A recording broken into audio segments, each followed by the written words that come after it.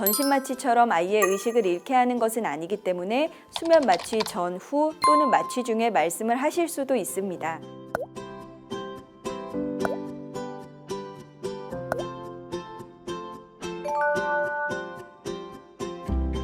안녕하세요. 서울사랑내과의원 원장 강은혜입니다.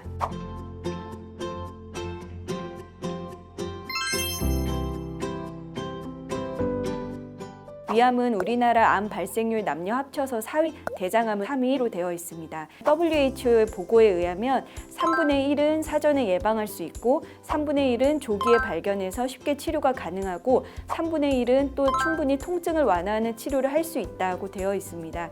따라서 위대장 내시경은 반드시 수검을 하시는 게 좋습니다.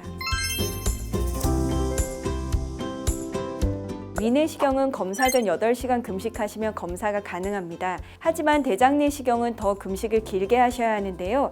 검사 3일 전부터 장에 찌꺼기가 남지 않도록 식사 조절이 필요하고 검사 전날 아침은 흰죽, 검사 전날 저녁부터는 금식을 하셔야 합니다. 또 대장내시경은 금식만 해서는 장이 비워지지 않기 때문에 장을 깨끗하게 비울 수 있는 장 정결제를 복용하셔야 합니다. 원칙적으로는 위내시경 8시간 전부터는 물 포함 금식이지만 3-4시간 전까지 생수를 드시는 것은 가능합니다.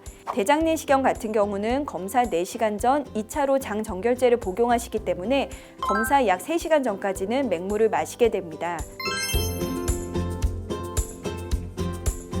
수면 내시경을 하기 전에 수면 유도제를 정맥 주사로 드리게 되는데요.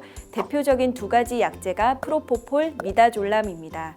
프로포폴, 우유주사라는 약은 빠른 수면을 돕고 또 빨리 깨는 특성이 있습니다. 약의 효과를 되돌리는 소위 해독제가 없어서 약이 과량 들어가 호흡이 저하되는 상황에서 해독할 약이 없습니다. 미다졸람은 수면 유도 과정이 다소 느리지만 전향적 기억 상실을 유발하는 특징이 있어서 검사 과정이 잘 기억이 나지 않도록 합니다. 약이 과량 들어갔을 때에는 해독하는 약이 있어서 필요시 투여할 수 있습니다. 이런 영상들을 참고하셔서 약제 특성을 미리 아시고 또 진료 때 먼저 요청을 하신다면 충분히 길게 상담을 드릴 수 있고요. 현장에서는 시간적인 제약이 조금 있어서 환자분들의 연령과 특성, 기저질환에 맞게 가장 안전하고 또 편안하게 수면을 하실 수 있는 방법을 선택하는 편입니다.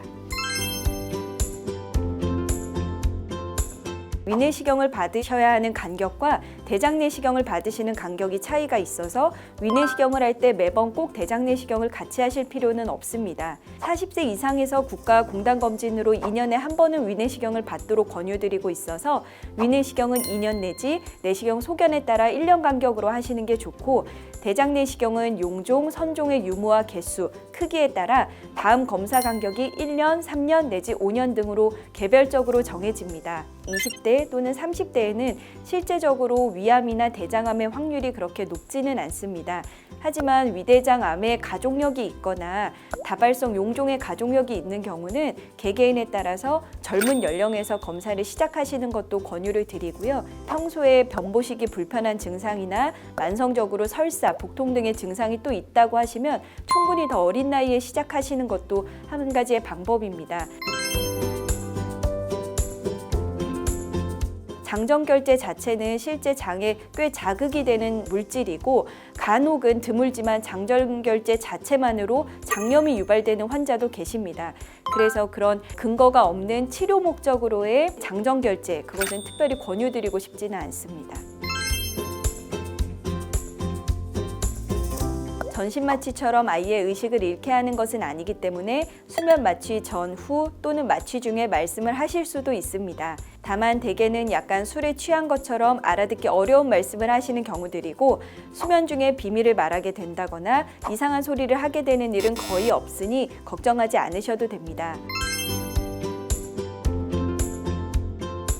내시경 후에는 공복 상태가 오래되었기 때문에 식도나 위에 무리를 주지 않는 음식으로 드시는 것이 좋습니다. 만약 대장 용종 제거를 하셨다면 3-4시간 후부터 식사를 하시는 것이 좋습니다. 검사 당일에 과격한 운동, 사우나는 피해 주시고 수면 내시경을 하신 경우에는 절대 운전하시면 안 됩니다. 만일 검사 후에 집에 가신 이후에 혈변 혹은 검은색 변이 나온다면 조직 검사 시행 후 출혈이 발생했을 수 있습니다. 보통 한두 번 소량 나오고 그친다면 고였던 피가 나온 것이어서 지켜보셔도 되지만 출혈량이 만약 많거나 어지럽고 복통이 동반된다면 바로 병원에 오셔야 합니다.